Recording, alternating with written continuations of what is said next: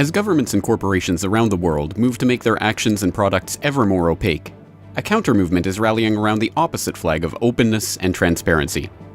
Borrowing its metaphor from the programming creed of open source, this movement is moving beyond the world of bits and bytes to find innovative, collaborative, and open solutions to a whole host of problems confronting our everyday lives.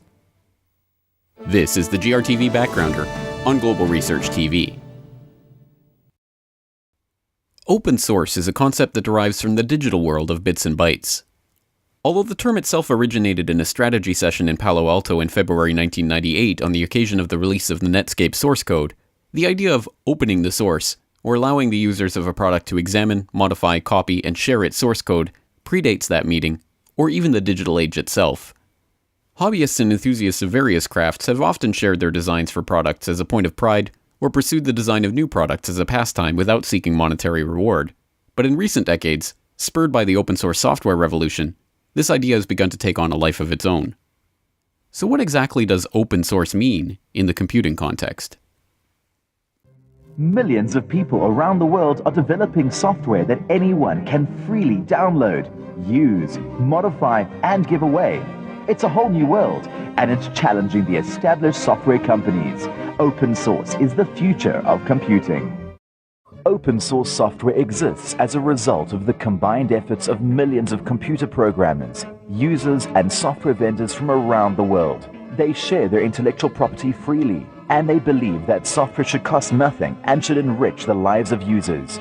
Open source software is the alternative and biggest challenger to closed source or proprietary software. It generally costs the user nothing. It can be distributed freely to anyone. Download it, use it, modify it, and give it away. It's a whole new world. Open source is the future of computing.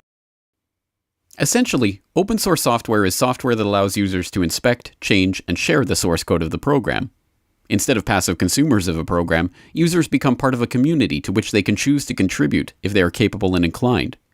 The difference from everyday consumer culture is stark, where shoppers simply line up to buy products that are already in their final form, and it is almost never expected that they will actually try to open or modify their products. The open source concept is one that is well examined in the programming community, and conferences around the world are devoted to discussing the implications of open source software and hardware. One of these conferences is FOSS, an annual open source conference hosted by INRIA, a public science and technology institute in France dedicated to academic research on computer science and mathematics. I firstly observe FOSS. It's a strange conference, very strange conference. It's in computer science development, but also it's about people. And time has gone, and what I liked very much was the openness idea.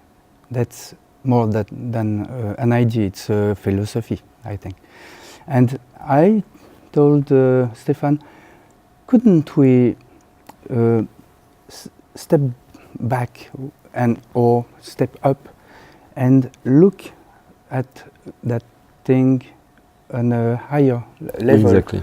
And jump out of the software box, open software box, and just go to other place where openness is applied. Exactly. And in fact, I had in my mind when I created FOSS with I wanted to tell a story.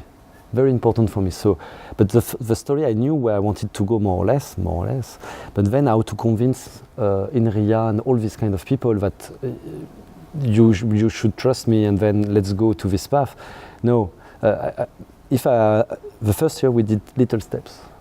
So first of all, at the first FOSS conferences, we just did open source, different open source topics, but general ones, just to put everybody at the same level. The second year, we introduced really details in the main important topics of open source, which is community management, business model, governance, etc. Okay, and then after, we decided to say, okay, now everybody's got the same level of understanding. They know what is wrong, what is right, what is... and let's now open. So let's go up, as he said. We have and that's it. And so every year we added a new topic, and sometimes we were even outside open source, totally outside open source, nothing to do with code. FOSSA is not your average open source software conference, however. With a vision of exploring the borders of open source culture and the meaning of openness itself, the FOSSA conference explores different, non-computer-oriented implementations of the open source concept each year. This year's conference was held late last month in Lille, France, and included presentations on a variety of innovative projects and ideas, both in the digital world and in the real world.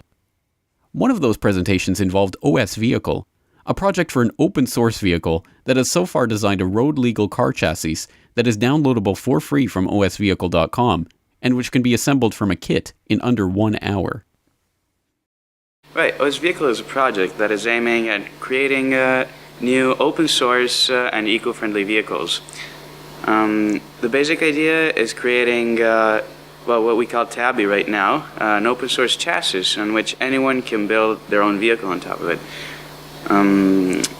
We already actually have an urban Tabby, which is a kit you can put on top of it that lets you create a city car really easily. All you have to do is add your own design on top of it. So we're making it easier and easier for any entrepreneur or even a maker or a designer to just download the plans, find out if he's actually capable of making a vehicle on top of that, if Tabby can adapt to his or her type of application. And Tabby is very versatile in doing that because it can be made higher, lower, longer, shorter, with 2 seats or 4 seats, all from the same universal chassis.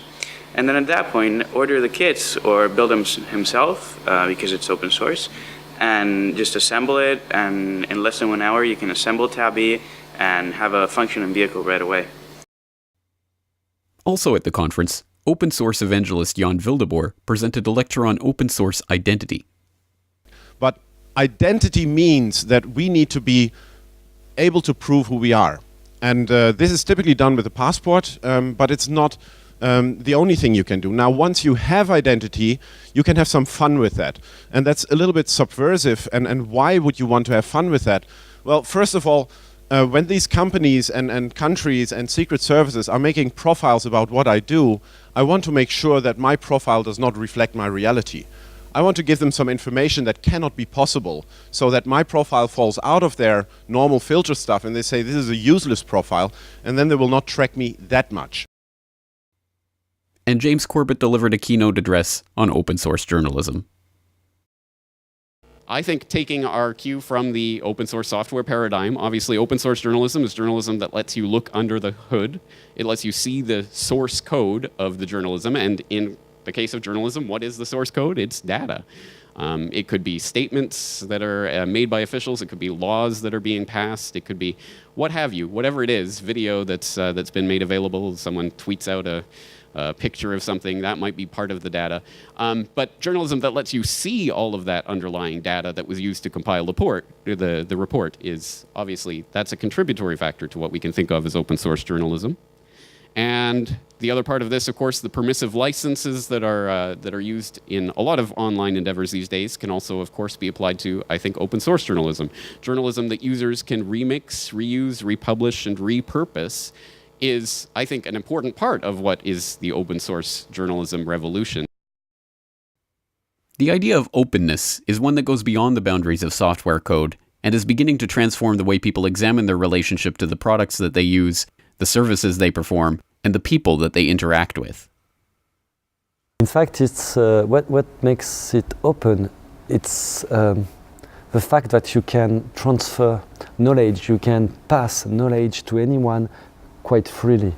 And when I say knowledge, it can be everything. So knowledge can be an object, can be a digital number, or it can be what you have in your mind, but it can be as well an object and so on. So it's really that, I guess what connects open is that I will facilitate the transfer of knowledge. It's really, that's the main core. Then as well, I would say that openness means that I don't judge you, I trust you. At the beginning, I trust you, I listen to you, and then after I will see if you keep my trust, I mean, if I keep the trust with you. So first of all, I give the trust. I give it, no problem. After, when we will act, we will see. But really it's important. So For me, it's facilitating the transfer of knowledge between us, and the fact that you trust and you can check what the other says. Openness as a concept is one that has revolutionary potential, not just in the way that products are manufactured or distributed, but in the way that it transforms people from passive consumers into active members of a community. And in an age where our lives are increasingly dominated by the opaque actions and pronouncements of central bankers, the fiat decrees of politicians in far-off locales, and the mass-produced consumer fodder of elite megacorporations, this change in perception brings with it the possibility of a true change in the global economy and in human understanding itself. For more on this story and other breaking news and current events, please go to globalresearch.ca. For more research and analysis by James Corbett, please go to corbettreport.com. The Center for Research on Globalization depends on your support. To purchase a book or DVD, or to make a donation, please visit globalresearch.ca today.